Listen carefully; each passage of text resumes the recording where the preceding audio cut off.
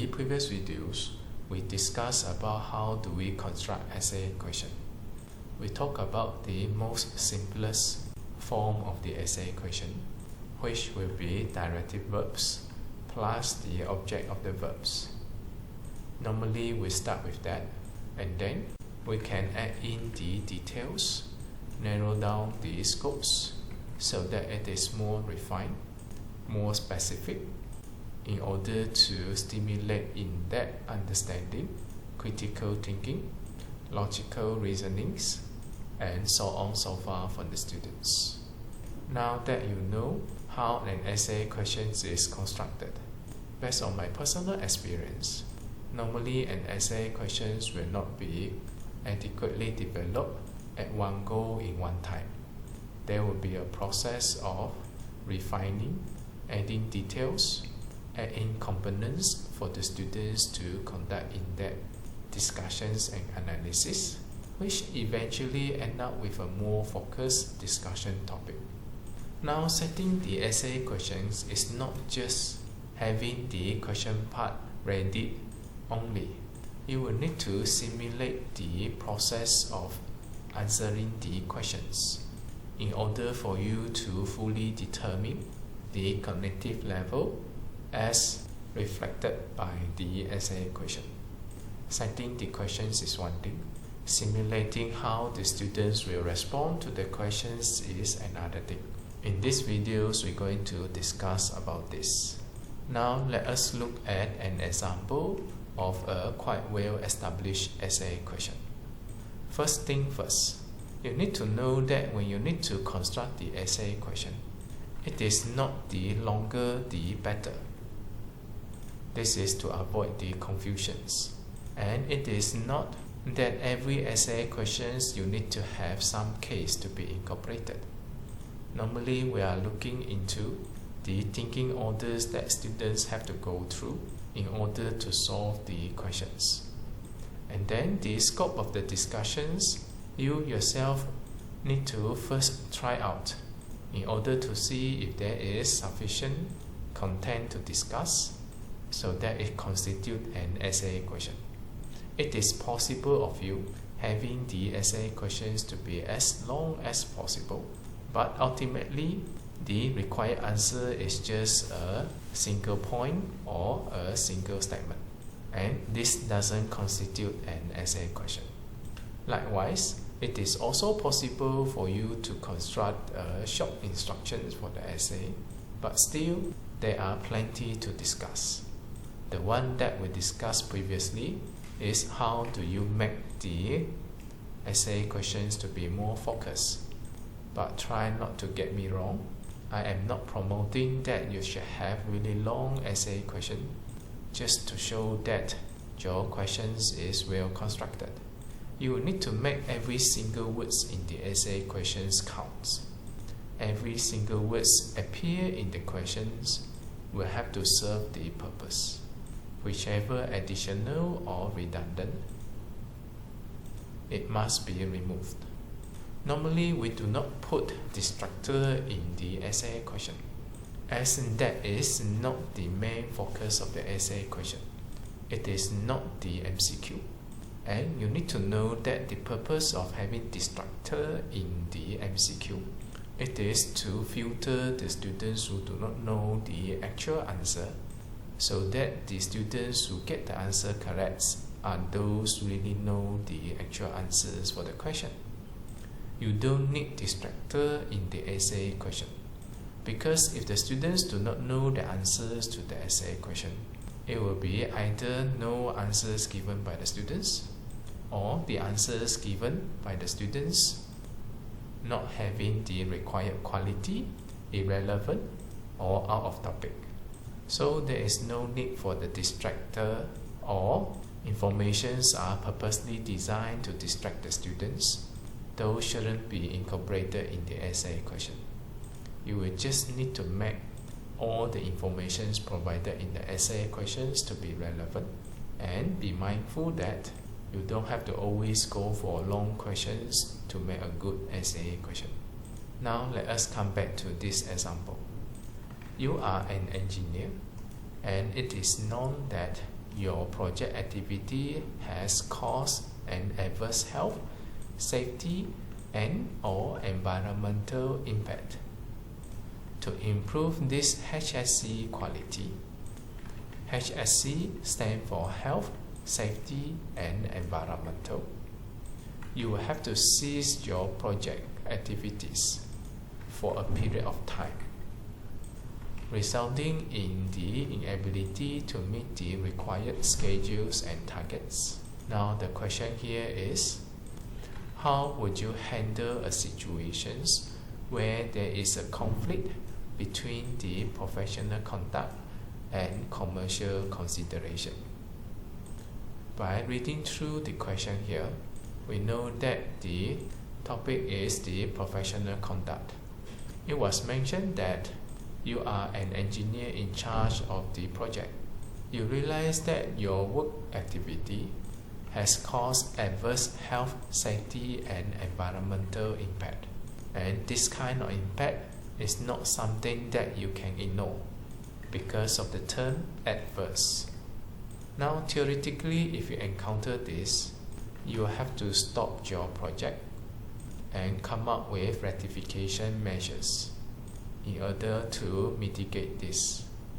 But when you stop your project activities, it takes time before you can proceed with the project. This may delay the completion dates, and you will have difficulty of meeting the schedules and targets. This is the situation. The question here gives you a directions. What are the focus of the discussion? There is a conflict between the professional conduct and also commercial considerations. Now this is an open-ended question. Although the question may seem to be quite general, the way it is constructed is slightly different than what we have discussed in our previous video. The example that we showed previously tends to go into very specific case. However, the case now is more conceptual. It provides rooms of discussion, and whichever is not clearly specified, it provides flexibility to the students to elaborate on that. The students may have elaborations in terms of their project activities. The students may also elaborate how it adversely affected the HSC, and then finally discuss on their stance, how they can balance in between the professional conducts and the commercial consideration. Now, because of the freedoms of giving elaborations on certain part of the essay question, this makes the answers given by the students quite unique from the others. Most likely, you will not expect the students giving you similar answers in their answer scripts. Once you have set the question, you will need to simulate the process that the students have to go through in order to solve the question. First, it will be analyzing the situation.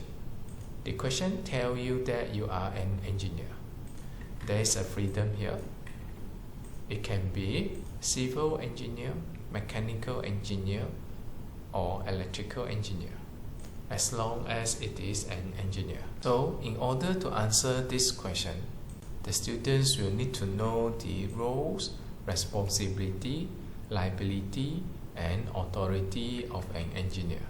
Students may need to elaborate a bit on this. And then it was said that the project has caused adverse impact to HSC. The students may proceed with the discussion. What kind of impacts? To which degree it influences the workers and the public? And what are the consequences? Next is about implications of ceasing the project. What are the implications, consequences, and losses as a result of stopping the project for a period of time? This one will require some knowledge about the project management. And then the last part, how to handle the situations and which is priority. It is only when the students have established all this in advance, then the response, action plan, justifications can be provided. And we know that it is related to the professional conduct. That means the discussions cannot deviate too much from the professional conducts. All these are the background informations, and the professional conduct, it will be the theme. Now, what is interesting about this essay question is that there can be a great variety in terms of the response and the action plan, especially when the students elaborated this differently. Although the main focus of discussions, it will be the conflict between professional conduct and the commercial considerations. There are a few possible outcomes. Students may choose to embrace the professional conduct, but compromise in terms of the commercial considerations. This normally happens when these two cannot coexist. Another possible answer is that the students find some creative way to maintain the professional conduct, and then at the same time do not compromise in terms of the commercial consideration. That means if the students can find a way to coexist these two, the answer is still accepted. Or there is another way to solve this question. It will be paying more attention onto the commercial considerations and then compromise a bit on the professional conduct. Probably this is riskier. I doubt the students will try to do that. Nonetheless, this doesn't mean that students cannot go for that, and this will have to be very much dependent on the background or the case that the students have elaborated. Let's say now the HSC in fact is too adverse, which cannot be rectified without stopping the project for a period of time, and this period of time is quite significant, not knowing when it will proceed again with the work. And if the impacts of the delay of the works can be minimized, let's say now getting consent from the employer or having the authorities to interfere, then probably the obvious solutions, it will be the professional conduct, and will have to sacrifice onto the commercial considerations. Now, if the situations change, where the health, safety and environmental impacts can be rectified within a certain long period of time, there are still ways to keep up with the project schedule. Let's say now redesigning the project schedule, referring to the critical path in the project management. This will ease a bit in terms of the delay. And if the case here is valid to apply for extension of time, this could be another solution where the commercial considerations is not significantly affected. Then the professional conduct and also the commercial considerations can coexist. Now we will have to see how the students do the reasonings, how do they rate the priority, impacts and implications. Therefore, personally I find this kind of question can be a quite interesting essay question. By simulating how the student should respond with the question, more or less you have an idea in terms of the depth of the assessment.